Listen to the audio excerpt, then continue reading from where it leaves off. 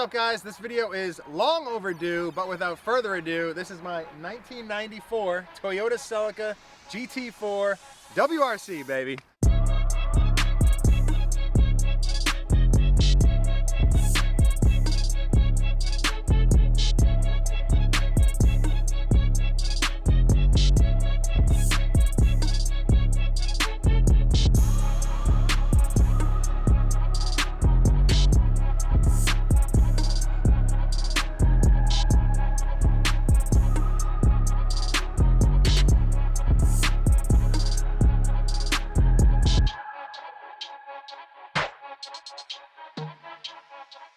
So what makes this car special, well, especially special to me, is the success that Toyota Team Europe had throughout the course of the years of this Celica chassis in the WRC. They won championships, had phenomenal results, had phenomenal drivers and co-drivers in the seats of these chassis. From the 165, F185, the 205 models.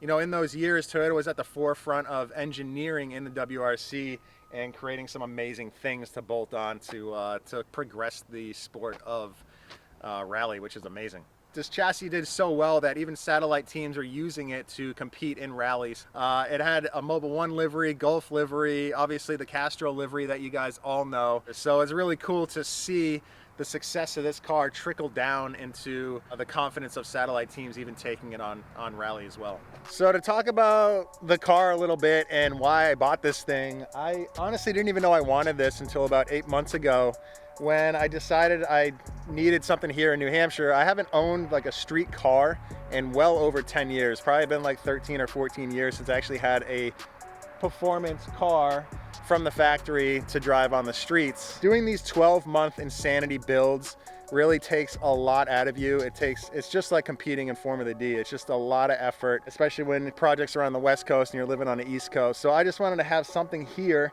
that I could drive and modify on my own terms, on my own time, and be able to cruise on the street here on these wonderful roads that we have in New Hampshire. Kind of getting back to my roots when I started my motorsports life in cars, and it's gonna be a project in the garage, in and out for multiple years till I kind of get it to what I want. And I gotta say a huge shout out to my buddy Colton, who brokered this deal and helped me find this car. His name on Instagram is JDM Supreme. He has a massive JDM collection at his shop, and he did a phenomenal job locating this car and helping me get it pretty seamless. So thank you, Colton. The wildest thing about this car is it is a WRC edition. There was only 2,500 of these ones made, and they were the homologation special. So what that means is they had to come with specific parts so that Toyota Team Europe could run those parts in the WRC. And one of those things is actually anti-lag. So this thing actually has anti-lag plumbing from the factory. So this is the diverter valve right here. And then you can see right outside of the heat shield, one of the stainless steel pipes that goes, you know, in each runner, in each 4 runners, and they all collect over here, and the diverter valve operates that. It literally has anti-lag plumbing. The only thing you need to fire this up is an ECU that supports anti-lag. So when we get a Motec on this car and John Reed tuning, we're gonna have some old school flames coming out the exhaust. I seriously can't wait for that. So C20B turbo, air to water intercooler. It has its own water pump dedicated to the air to water cooler. I think it runs about 1 bar of boost. I think this is running about 0.9 bar of boost, and it makes, like I said, about 255 horsepower. We'll find that out when we do hit the dyno. Other cool things are really the drivetrain setup. Torsion rear differential, viscous center diff, and an open front diff. And that allows most of the power to be locking up the rear. So this thing is like probably like an 80-20 split if I had to guess. Now, I am brand new to all-wheel drive, so don't judge me on that. But I would just assume, since it's a torsion rear that locks up more than the rest, that most of the power would be going to that. And it really does drive off the rear wheels. So when you grab the handbrake and get into it, it kind of turns around like a rear-wheel drive car. As soon as you get back into the gas, it just wants to keep it spinning out. So it's pretty damn cool, and it's really easy to do axis donuts in this thing the way it's set up.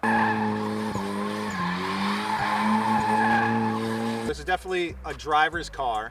It had a ton of kilometers on it. This thing actually has 255,000 Ks on it. The maintenance was pretty decently kept up, looking underneath the car and stuff. Came with a nice HKS 3-inch exhaust. A couple cool things like a bride seat. That's gonna get replaced with a Recaro real soon. Some gauges on the dash, an old Sony head unit, a Razzo shift knob, HKS sequential blow-off valve.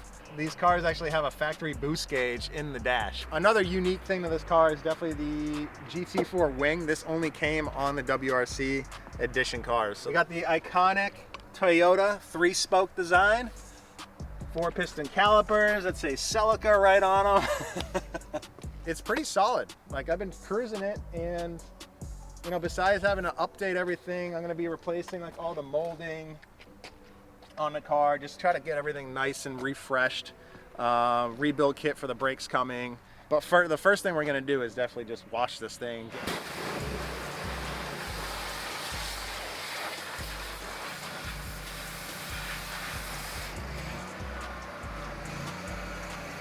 Down to square one and clean everything up, and then start making a list of parts. I think the first performance stuff we're gonna do is probably just get a Motec ECU so we can fire up that anti-lag and see what it sounds like. So enough of talking about this thing, dude. Let's go drive it.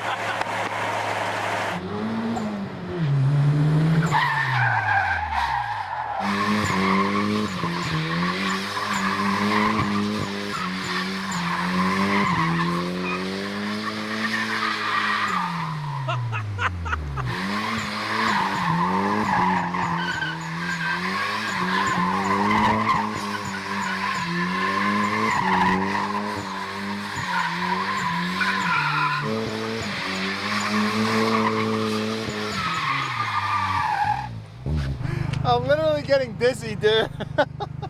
All right, guys, that is a wrap for the intro of this beast of a car, which is such a blast to drive.